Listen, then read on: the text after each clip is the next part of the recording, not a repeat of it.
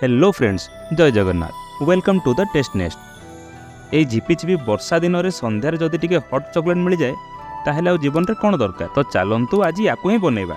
यहाँ बहुत ही easy recipe.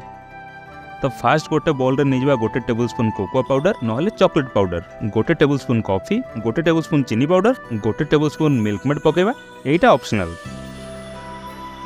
तापर पकेबा गरमा गरम क्षीर। एबे सबको भलसे बीट करबा माने फेंटी दबा। मु बीट करिया पे गोटे हैंड ब्लेंडर रे यूज करूची। देखंतु धीरे धीरे फेण हबाकू लागिलानी। एबे हमर कप को चॉकलेट सिरप रे डेकोरेट करबा।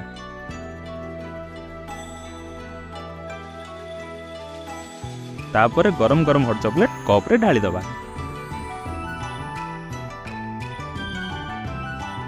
या ऊपर टिके चॉकलेट आउ टिके चॉकलेट पाउडर पकेबा। आउ ये वर्षा रे हॉट चॉकलेट रो मजा नबा।